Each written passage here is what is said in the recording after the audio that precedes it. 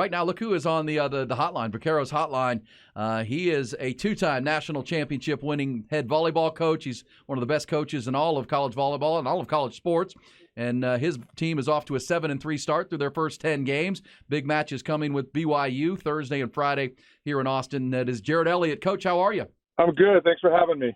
Appreciate you doing it. We'll talk more about your squad, but how are things with you? How are things going with you in the program? I know we'll talk about individual games and where you're going, but how are things with you and everything that's happening?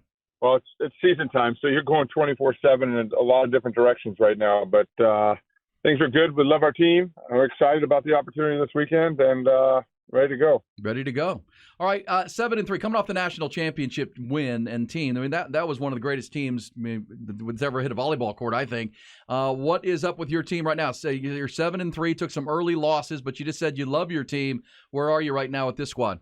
Yeah, it's just it's a little bit different of a formation for our group. We got a freshman setter that we're breaking in right now that's developing from week to week, which is great because we're seeing great progress in that. And then we've had some injuries early on in the season that we've been overcoming for some of the connections that we needed. But the numbers that we want to see are starting to improve. And this team's just going to take a little bit longer to kind of gel and get together. But I think we can be really good by the end of the year. A question about that. You have the 9th-ranked BYU Cougars in town Thursday and Friday at Gregory Gym. I mean, you pack your schedule in the non-conference, Coach, with really good programs. That's obviously a good way to test your team for Big 12 play.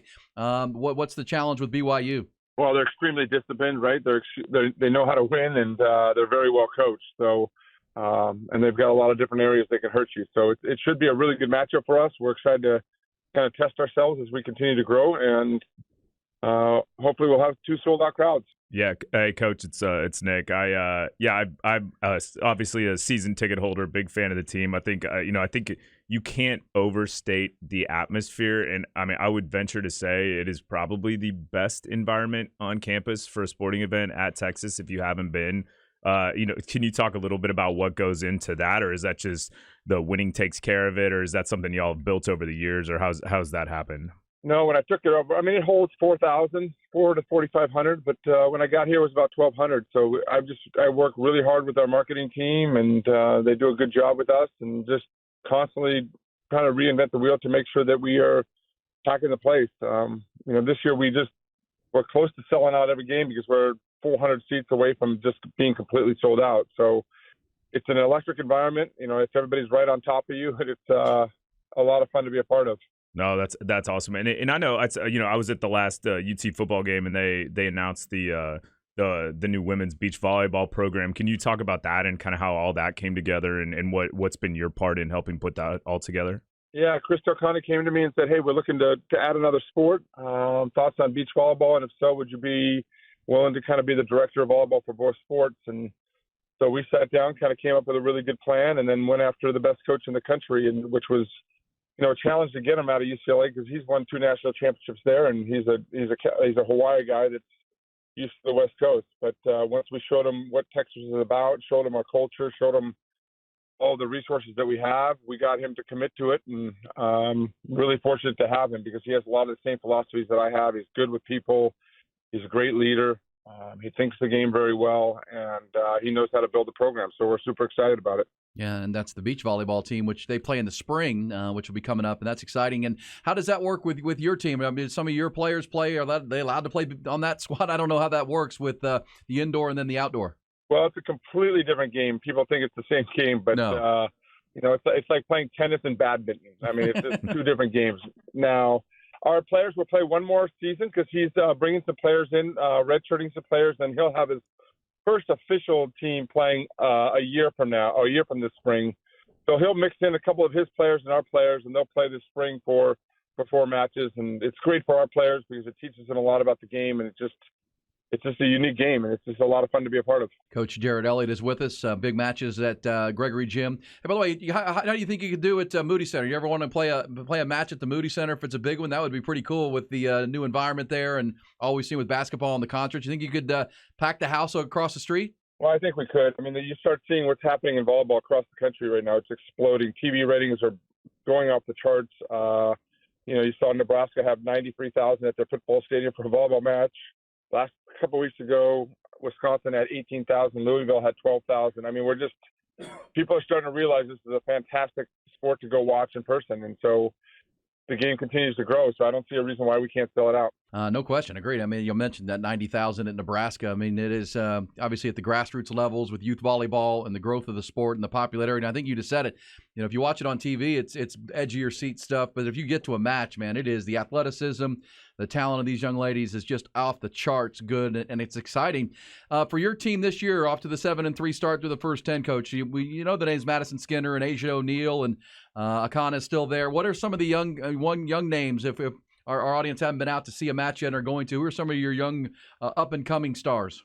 Well, we got Ella Swinder, our center right now, who's doing a nice job and just keeps developing. She's out of Columbia, Missouri. She's 6'2", so she's really physical, can do some things that are unique at the net, and just has a great personality and just great mindset to approach the game. So it's been a lot on her plate, but she's handled it really well and getting confident more and more each match. We also have Emma Halter, who's our libero. Played a little bit DS last year, but she's super fun. Kind of a 2.0 version of Zoe Fleck right now. Her numbers continue to grow. She's flying all over the court and doing some really nice things. Absolutely. Well, that's great. And Asia, of course, still there. She's been there a while. She's a senior now. Kind of leaning on her. This team really talented. And, you win a national championship. The bar doesn't come down, though. I know that, right? It stays right where it was? Well, it's people don't realize probably, but we've been to 5 national championship matches in the last 10 years, 7 Final Fours, and we've won twice. So it's anything short of a Final Four is very disappointing for our fans. I mean, put it this way, my son came home 2 nights ago and said, "Dad, what's wrong with your volleyball team? You've lost 3 matches." So, tough crowd at home. Sky's falling, yeah. Sky's falling. Yeah. Well, my own kid's heckling me a little bit, so it's good.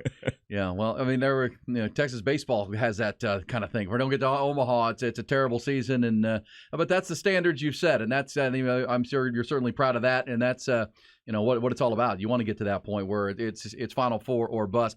Hey, I wanted to ask you because over the weekend we heard the announcement that Carl Reese, the swim coach is going to be moving on, coach over there and retiring, but still sticking with the program, Eddie Reese, and just what he's meant. I just heard Chris Del Conte, and we've had Eddie on the show so many times, and just what he means that entire athletic department as far as setting the tone, setting the culture, and setting the winds with Eddie deciding he's going to step aside from the swimming and diving program. Yeah, I mean, Eddie is such a special human being. He's obviously a legendary coach, maybe one of the greatest coaches of all time in any sport. And, he's just done so much for our athletic department. He rallies our coaches in the coaches meetings and coaches retreat. And, he's really done so much for this university in establishing what it means to be a Longhorn. So, he's going to be so very missed, but I'm sure he'll be around a lot and supporting everyone. And he's just a great human being. All right. A lot of fun over there at UT right now. Now the football program has joined the winning at the volleyball side, and it seems like with Chris Del Conte and all the excitement, the Moody Center, I mean, this thing is cranking. So keep it rolling. Appreciate it, Coach. And I know you have a doctor's appointment this morning, so thanks for making time for us, and we'll talk down the road. But best of luck with BYU and into the conference schedule. Okay, thank you so much. All right, thanks, Coach. Jerritt Elliott. Yeah, man, that's I said Carl Reese, Eddie Reese. I was like, what am I doing? Eddie Reese. I mean, that is, I thought of that because it happened over the weekend. We really haven't talked about it this week. That Eddie Reese has informed Texas that after next season, he's going to be moving on right after this spring. But he's still going to be around it. I mean, but I brought that up to Jerritt because Jerritt has established a volleyball program on par with what the swimming and diving team have been under Eddie Reese, and that's really hard to do. I mean, and you've been around it in the NIL space, Nick. There's no sharper and more intense coach with his program and wanting to get his girls exposure and understanding how to win, how to build a program, how to run it like a business. Yeah, and I can't stress enough getting out to a volleyball game. Like it's something that I hadn't been to until 2 years ago or so, and then just getting to know some of the players through NIL and watching them. It's so exciting. The environment's crazy. The student section's awesome, and it's also it resembles a NBA game on the sidelines because you got Aisha O'Neal, whose dad's Jermaine O'Neal. You got Maddie Skinner, whose dad's Brian Skinner, who played for Baylor in the NBA back in the day. You've got TJ Ford, who's a huge fan, whose daughter's a big volleyball player, and then you've also got like Coach Jared Dudley from the Mavericks. He brings his daughter, so it's one of these things that like a lot of people it brings kind of the environment up, and it feels like a pretty star-studded affair. Plus, Gregory Gym is just awesome. just old school. It's so old like school. It's so Hoosiers. fun, and it's just packed out. Did you ever go over there and ball when you were in school? I did. I used to play basketball, not well, but I did, and I would go get a good sweat Get in dunked there. on? Oh, easily. I used to sneak in there during my time on West Campus as well. When you were going to Texas State? Yeah. By the way, actually, I played ACC at that point. But yeah. They weren't real strict with the ID showing. I remember even after I was gone, I could still go play there. Yeah. Appreciate Jerritt Elliott. Thank you for hooking that up on your birthday.